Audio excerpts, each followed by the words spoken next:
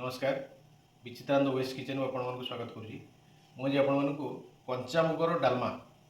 कदली बैगण और आलू को लेकर कंचा मुगर डालमा केमी कराऊँगी आप देखिए मुझे नहीं मुग प्राय 150 ग्राम 3टा कदली कटाई लंबा लंबा कटाई गोटे बड़ आलू को लंबा कटाई गोटे बैगण आम काटिक पकेवा लंबा काटिक आ गोटे टमाटो लंबा लंबा कटाई लुण हलदी गुंड कंचा लंका अदा खंडे शुखिला लंका जीरा घी आम आवश्यकता अनुसार पानी गरम करिया गरम कलापर जो परिवा आम काटी आलू आउ कदली ताको आगे पकईदेवार अच्छे कहीं टी आगे सीझा टी समय नब टमाटो समय नहीं सीझापी से मिसीज हलदी टी पकेवा आवश्यकता अनुसार लुण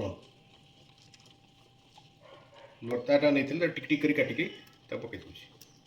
टिके तेल अल्प टे मैंने फुटा समय पकेले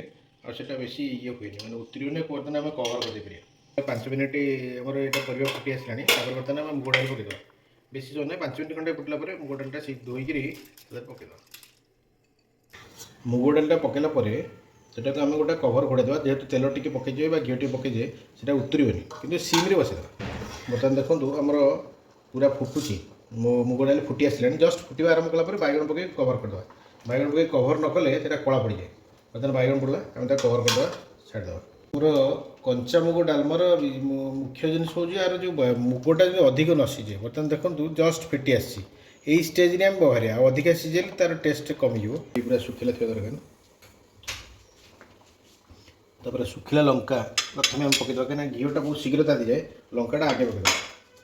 2टा लंका छिड़ेदवा और 2टा से गोटा थी आपको लंका आवश्यकता अनुसार लंका पकई गोटे चामच देसी गाईर घी घीटा बहुत शीघ्र ताती जाए जस्ट टी कला पड़ी आसले लंका आम जीरा गुड़ा पकड़ा जीरा टी अधिका परिमाण में पड़ो पकड़ स्टेज आम जीरा सब पकड़ा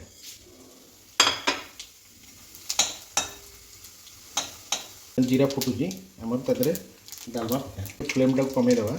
कमे ढाड़ी मुग डालमाटा टी बहलिया बड़िया हम बर्तमान ये बगराटा को आम अन्न डालमा सहित मिसेदेवा बर्तमान से ये बगराटा को आम डालमा सहित मिसे दूचे डालमा धनिया पत्र पकईदेवा और 2टा कटा जाइए कंचा लंका पकईले तार बास्ना टी भल आस